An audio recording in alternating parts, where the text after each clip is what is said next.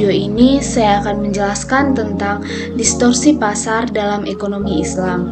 Saya akan menjelaskan tentang distorsi pasar dan bentuk-bentuknya. Yang pertama, distorsi pasar yaitu ada rekayasa permintaan, demand, dan rekayasa penawaran atau supply. Dalam distorsi pasar ini ada dua bentuk. Yang pertama iktihar, yang kedua bai najasi. Di mana ikhtiar yaitu melakukan penimbunan barang dengan tujuan spekulasi sehingga ia mendapatkan keuntungan besar di atas keuntungan normal, atau dia menjual harga sedikit barang untuk mendapatkan harga yang lebih tinggi sehingga mendapatkan keuntungan di atas keuntungan normal. Yang kedua ada bait najasi.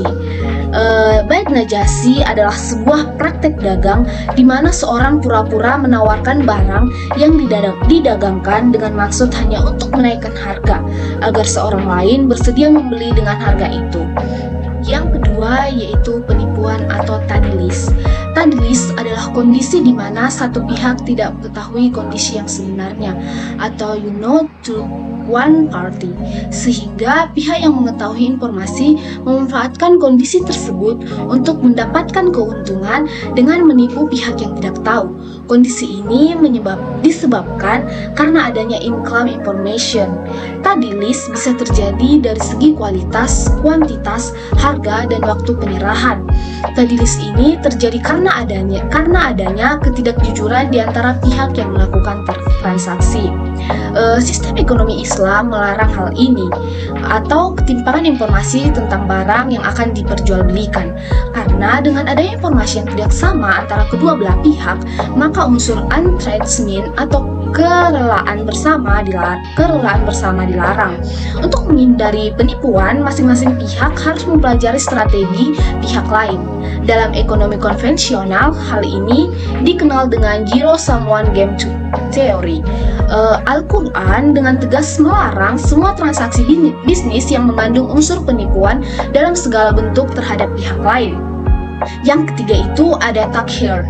Takhir berasal dari kata bahasa Arab yaitu gahar, yang berarti akibat, bencana, bahaya, risik, dan ketidakpastian. Dalam istilah fikih muamalah, takhir berarti melakukan sesuatu secara membabi buta tanpa pengetahuan yang mencukupi, atau mengambil risiko sendiri dari suatu perbuatan yang mengandung risiko tanpa mengetahui dengan persis apa akibatnya, atau memasuki kancah risiko tanpa memikirkan konsekuensinya. Jual beli gahar ini ialah suatu jual beli yang mengandung ketidakjelasan atau ketidakpastian. Jual beli gahar dan tadlis sama-sama dilarang karena keduanya mengandung incomplete information. Namun berbeda dengan tadlis di mana incomplete informationnya hanya dialami oleh satu pihak saja, misalnya beli saja atau penjual saja. Dalam video ini, saya akan lebih mendalam membahas tentang bentuk-bentuk distorsi. Yang pertama yaitu rekayasa permintaan atau demand dan rekayasa penawaran atau supply. Dan saya akan menjelaskan poin yang pertama yaitu ikhtiar. Di mana pengertian ikhtiar sendiri saya ambil dari 3 sumber, yaitu secara etimologi. Secara etimologi, ikhtiar adalah suatu perbuatan menimbun, mengumpulkan barang atau tempat untuk menimbun. Yang kedua, saya mengambilnya pengertian ikhtiar dari secara terminologi.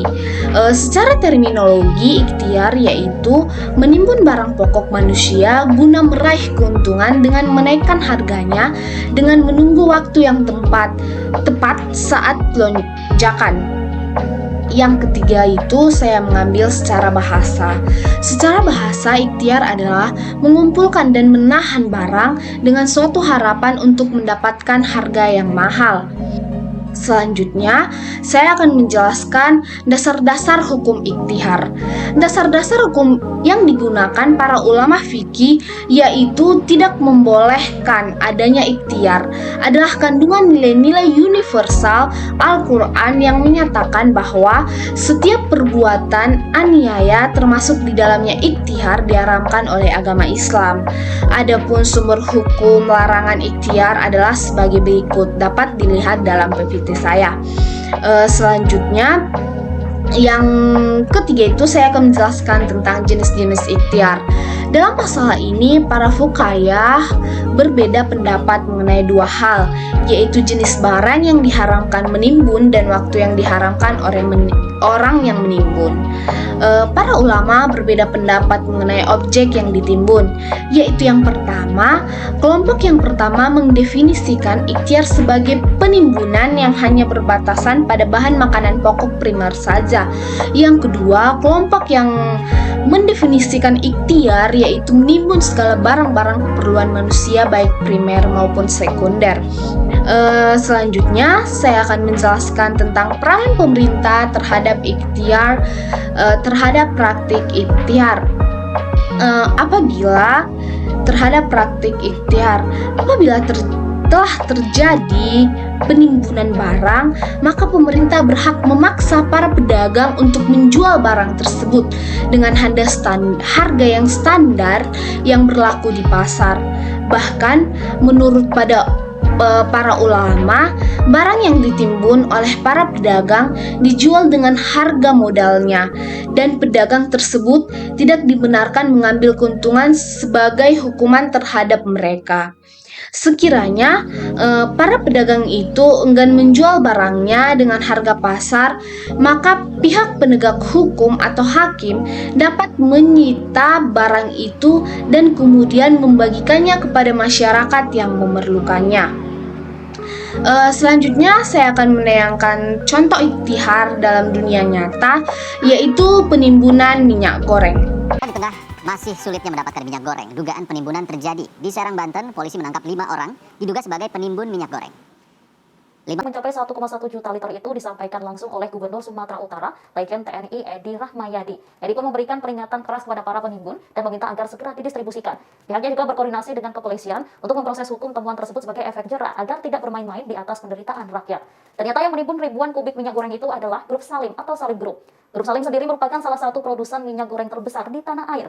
Selain produsen minyak goreng, Grup Salim juga memiliki perkebunan sawit di beberapa daerah di Indonesia. Grup Salim memproduksi minyak goreng melalui anak perusahaannya bernama Salim Ivo Mas Pratama. Bisa kita lihat dalam video di samping menjelaskan adanya ikhtiar di mana suatu kelompok menimbun minyak goreng.